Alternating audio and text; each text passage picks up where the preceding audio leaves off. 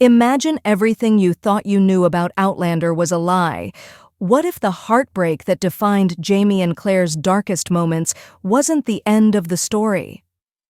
Season 8, Episode 1 kicks off with a question that shakes the very core of the Fraser legacy. Is Faith Fraser actually alive? This isn't just another twist, it's a revelation that could rewrite history, unearth secrets buried for decades, and force Jamie and Claire to confront a past they thought was long dead and gone. The first episode wastes no time pulling us back into the intense, emotionally charged world of Jamie and Claire Fraser.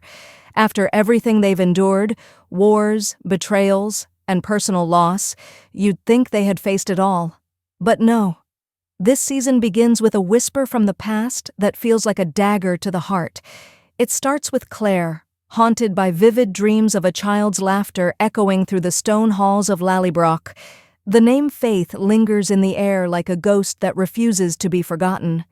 Is it just grief resurfacing, or is the past clawing its way into the present? Suddenly, those dreams seem too real, too vivid to ignore. Claire starts questioning the impossible. Could Faith, the child they believed lost so many years ago, somehow still be alive? This revelation doesn't come out of nowhere. A mysterious letter arrives, old and yellowed by time, yet sealed with a symbol from Jamie's family crest. The message inside is cryptic, but one line stands out. Not all that is lost is gone forever. Jamie, ever the protector, tries to dismiss it as nothing more than cruel trickery, but deep down, his instincts tell him otherwise. His connection to Claire has always been unbreakable, but this strikes at something far deeper, an unspoken guilt that never left him since the day they lost Faith. Could there be a secret buried so deep that not even Jamie knows the full truth? As they begin to unravel the mystery, Claire and Jamie stumble upon old allies who seem to know more than they're willing to admit. Fergus returns with unsettling news. Rumors of a young woman in France bearing an uncanny resemblance to Claire. Could it be her, or is someone using the ghost of Faith to manipulate them for reasons unknown? Every interaction feels loaded with hidden intentions, making you question who can truly be trusted. And just when the tension feels unbearable, the past comes crashing back in full force. A hidden journal, once belonging to Master Raymond, the enigmatic apothecary, reveals cryptic notes about a child who was lost between worlds. What does that even mean? Could it imply that time itself might have played a role in Faith's fate? Suddenly, the idea of her being alive doesn't seem so impossible after all. Outlander has never shied away from bending the boundaries of time and destiny. This revelation sends Jamie and Claire into dangerous territory, forcing them to revisit allies and enemies alike. Old wounds are ripped open as memories of Paris come flooding back. The pain of losing Faith was the fracture that nearly broke them. So why does it feel like they're walking straight back into that nightmare?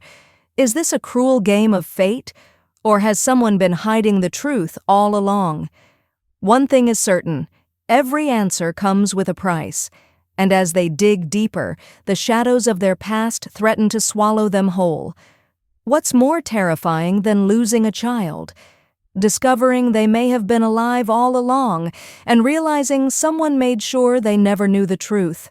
The deeper Jamie and Claire dig, the darker the mystery becomes. As the chilling possibility of Faith being alive takes hold, questions multiply. If she survived, why was she hidden? Who kept her away? And most disturbingly, what kind of life has she been living all these years? The clues begin to point toward a conspiracy so complex, it stretches beyond what Jamie and Claire ever imagined, involving powerful forces with motives rooted in revenge, jealousy, and perhaps something even more sinister. Their search leads them back to Paris, a city stained with painful memories and unfinished business. Every cobbled street seems to echo the heartache they endured all those years ago. But this time, they're not just battling their own grief. They're up against shadows that have been watching, waiting.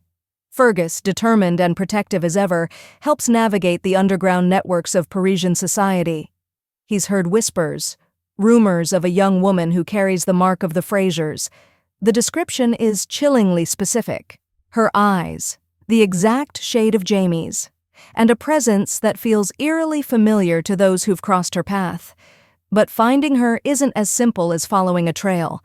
Every step forward reveals another layer of deception.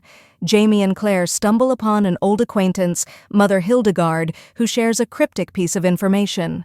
A secret patient, treated at l'Hôpital des Anges, years after Faith's supposed death. Supposed death records mysteriously vanished, and those who tended to this unknown girl either disappeared or met untimely ends. What were they hiding? Was this patient really Faith, or was someone orchestrating a cruel illusion to manipulate the Frasers? As Jamie wrestles with guilt and confusion, Claire's intuition burns stronger than ever. She remembers the strange interactions she had with Master Raymond years before, the hints he left about time, fate, and the possibility of things beyond comprehension. A forgotten conversation resurfaces in Claire's mind. Master Raymond once spoke of a thread of life that sometimes frays, but never fully breaks. Could Faith's existence be tied to some hidden force, something even beyond their understanding? Meanwhile, new threats emerge from the shadows. A mysterious figure begins watching their every move, someone who knows their past, their weaknesses, and exactly how to exploit them. This isn't just about uncovering the truth, it's about survival. Every encounter feels like a test. Every ally could be a potential enemy. Is someone using the ghost of Faith to draw Jamie and Claire into a trap? The emotional toll becomes unbearable. As doubts creep in, Jamie starts questioning whether they should even pursue the truth. What if the pain of losing Faith is easier to bear than discovering a reality far worse than death? Claire, however, refuses to give in. Her heart tells her there's more to this than just painful memories. There's something tangible, something real, waiting at the end of this twisted path. But as they move closer to the heart of the mystery, an unsettling realization takes hold. If Faith is alive, why hasn't she tried to find them? What kind of life has she been forced to live? Hidden away, manipulated, possibly turned against the very family that has spent years mourning her loss. The tension builds to a breaking point when Jamie and Claire discover a hidden letter buried among Fergus's belongings. An anonymous warning that reads, "The past isn't dead. It's waiting for you in the shadows." The letter's origin is unclear, but the message is undeniable. Someone doesn't want the truth to be found. With danger closing in, and every discovery revealing more heartbreak, Jamie and Claire realize that finding Faith might not bring closure. It could ignite a new storm that will test their love, loyalty, and survival like never before. The discovery of the anonymous letter sends shockwaves through Jamie and Claire's resolve. Every word feels like a dagger. Not just because of the message it carries, but because of the chilling realization that someone has been following their every move. The question now isn't just whether Faith is alive, it's who is pulling the strings from the shadows and why they've waited until now to strike. Determined to uncover the truth, Jamie and Claire return to Lallybroch, hoping the safety of home will give them clarity. But peace is fleeting. As soon as they arrive, strange occurrences begin. Unexplained sounds in the dead of night, objects moved from their rightful places, and the growing sense that they're being watched. Even in their sanctuary, it's as if the past is clawing its way into the present, and every moment of comfort turns into a reminder of how vulnerable they truly are. Ian, fiercely loyal and perceptive, senses the danger before anyone else. He finds tracks outside the estate, footprints that don't belong to anyone from the household. The fear in his eyes says it all. Someone has been on the grounds, watching them closely. But for what reason? Are they trying to warn the Frasers, or destroy them from within? Amid the growing paranoia, Claire begins experiencing haunting dreams, visions of Faith as she might be now. A woman shrouded in shadows. Her face is hidden, yet her presence is undeniable. In these dreams, Faith doesn't speak. She just watches, her eyes filled with sorrow, and something even more terrifying: resentment. Are these just nightmares fueled by grief? Or is something deeper trying to communicate with Claire from beyond the physical world? Jamie, burdened by his own guilt, becomes more determined than ever to protect his family. But the closer they get to the truth, the more Jamie begins to fear what finding Faith could mean. His mind races with dark possibilities. If Faith truly survived, what horrors has she endured? And even worse, what if she's been turned against them by those who kept her hidden all these years? Then, a breakthrough. Young Ian uncovers a hidden document buried deep within the archives of Lallybroch, an old medical record sealed with a symbol Claire instantly recognizes: Master Raymond's mark. The document is cryptic, mentioning a patient with an unusual resilience, someone who should not have survived, yet did. The location, a secluded convent outside of Paris, one that has long been rumored to shelter those running from dangerous pasts. This discovery reignites Claire's hope and fear. Could this be the place where Faith was hidden all along? And if so, why was she kept there? The urgency to travel back to Paris grows, but time is running out. The shadows around them are closing in fast. Mysterious figures linger on the outskirts of their home, and every attempt to seek help is met with silence or outright fear from those they approach. Someone powerful is ensuring this secret stays buried. Tensions rise between Jamie and Claire as they grapple with the emotional toll of the journey ahead. Jamie, haunted by the idea that his failure to protect Faith years ago might have doomed her to a life of suffering, becomes distant and cold. Meanwhile, Claire refuses to let despair break her spirit. She's determined to find answers, any answers, no matter the cost. But just as they prepare to leave for Paris, another letter arrives. This one isn't anonymous. It's signed, and the name sends a chill through both of them: Gaylis Duncan. The letter is brief and terrifying in its simplicity. The dead never stay buried. You'll find her where it all began. The nightmare they thought they had escaped has returned with a vengeance. Could Gaylis, long thought to be gone, still have her claws buried in their fate? Was she somehow involved in the twisted events surrounding Faith's disappearance?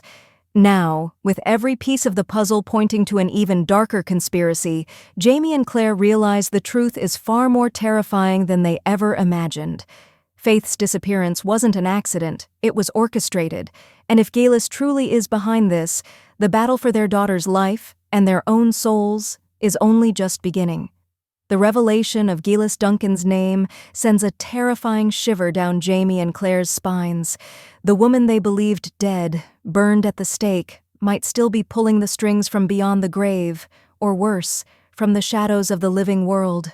The note's chilling words: "The dead never stay buried. You'll find her where it all began," aren't just a warning, they're a direct challenge. But what does "where it all began" mean for Jamie and Claire? That could point to so many moments: Scotland, Paris, or even Cray-na-Dun, the stones that started their journey through time. Each place holds its own dark memories. But there's a gnawing feeling in Claire's gut that tells her this isn't just about geography, it's about fate, about the tangled mess of destiny and revenge that Gaylis always thrived on. Before they can set off for Paris, the danger escalates.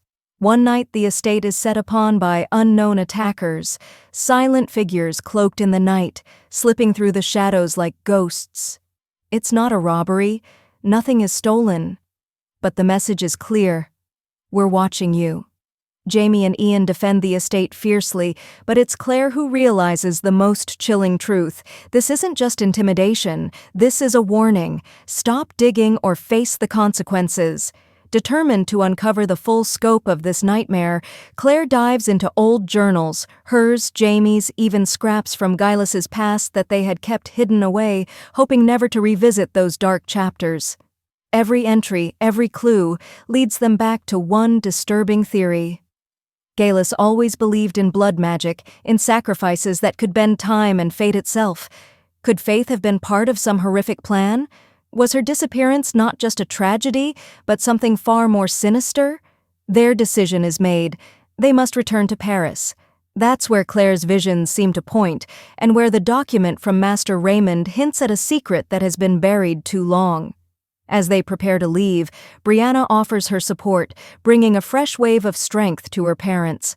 But even her logical mind struggles to accept the terrifying idea that Faith might be alive, or that some dark force could still be manipulating their family from afar. Arriving in Paris is like stepping back into a haunting memory. The city is different now, older, colder, but the shadows of the past cling to every corner. Their search begins with the old convent mentioned in the mysterious medical document. The building stands tall and ominous, its walls thick with silence and secrets. Inside, the air feels heavy with the weight of history. Claire speaks to the Mother Superior, a woman who seems to recognize her without ever having met her before. There's a flicker of fear behind the nun's eyes, a recognition she refuses to voice. When Claire asks about the patient from years ago, the answer is chillingly vague. Some wounds do not heal with time. Some souls are meant to remain hidden. This cryptic response shakes Claire to her core. Could Faith really have been here, hidden away from the world for all these years? If so, why does everyone seem so desperate to keep it a secret? Their search leads them deeper into the convent's forgotten archives, dust-covered tomes, faded letters, and cryptic symbols scrawled in the margins of old medical records.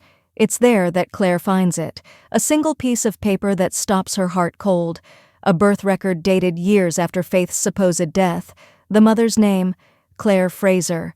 The horror of that discovery is suffocating. If this record is real, it means someone forged her identity, or worse, that Faith was somehow taken from her without her knowledge. But why? And for what twisted purpose? As Jamie and Claire leave the convent, their every step feels haunted by the weight of unanswered questions. But just when they think the worst is behind them, Claire catches sight of something, or someone, watching from the shadows. A figure draped in a dark cloak, vanishing before she can confront them. The final, terrifying realization settles in. They're not just chasing the past is chasing them back. And as the walls close in around them, one horrifying truth becomes clear. If Faith is alive, saving her might cost Jamie and Claire everything. The air in Paris thickens with dread as Jamie and Claire grapple with the horrifying implications of what they've just discovered. The forged birth record bearing Claire's name, dated years after Faith's supposed death, is not just a cruel mystery. It's a terrifying sign that someone has been manipulating their past. But the most chilling thought of all, if Faith is alive, who took her, and why? The shadows of Paris grow darker with every step. Jamie's instincts sharpen, sensing unseen eyes tracking their every movement. Claire feels the weight of her mother's intuition, a pull deep within her soul that refuses to let go of the idea that her daughter might still be out there. The stakes have never been higher, and every second wasted brings them closer to a revelation that could either save their family or destroy it. Their next lead comes from an unlikely source, Master Raymond's hidden ledger. Tucked between coded entries and cryptic symbols lies a reference to an address in the heart of Paris's oldest district, an ancient house said to belong to a secretive order devoted to protecting the city's most dangerous secrets. It's a place Jamie and Claire have never heard of, yet it feels strangely familiar, like a hidden thread woven through their fate all along. The house is more fortress than home. Its towering iron gate is covered in strange markings, symbols eerily similar to those carved into the standing stones at Craig na Dun. When they step inside, they are met by an unsettling silence, as if the walls themselves are holding their breath. Every inch of the old mansion feels soaked in forgotten history, with echoes of ancient rituals whispering through the cold stone halls. In the center of the house, they find a library, a vast chamber of dust-covered books, ancient scrolls, and artifacts that seem to pulse with a strange, unearthly energy. Among the relics, Claire discovers a journal bound in worn leather. As she opens it, her hands tremble. It's written in Gillis Duncan's unmistakable handwriting. The entries reveal a horrifying obsession. Gillis never truly let go of her dark ambitions, even after her supposed death. Her followers remained loyal, carrying out her twisted plans in secret. And the most disturbing revelation, Gillis believed Faith was special, A child born not just of time travelers, but of fate itself, a perfect vessel for bending the threads of time to her will. One entry stands out, a detailed description of a child of prophecy, taken from the grasp of death and hidden away until the time was right. It speaks of experiments, rituals meant to awaken latent abilities that could manipulate history itself. The journal ends abruptly with one chilling sentence. The child will awaken where the stones first called her. Suddenly, everything clicks. Craina done. The standing stones where Claire first traveled through time were never just the beginning of her journey. They were the epicenter of something far greater. The clues all point back to Scotland. If Faith is alive, if she was hidden from them all these years, the answer lies where it all began. But just as Jamie and Claire prepare to leave for Scotland, disaster strikes. Their inn is ambushed in the dead of night. Shadowy figures burst through the door, silent, swift, and deadly. A fight ensues, brutal and chaotic. Jamie and Ian fend off the attackers, but it becomes clear that this isn't just an intimidation tactic. Someone is desperate to stop them from uncovering the truth. In the chaos, Claire is cornered by a figure cloaked in darkness. There's something eerily familiar about them, the way they move, the chilling calm in their presence. But before the attacker can strike, Jamie intervenes, forcing them to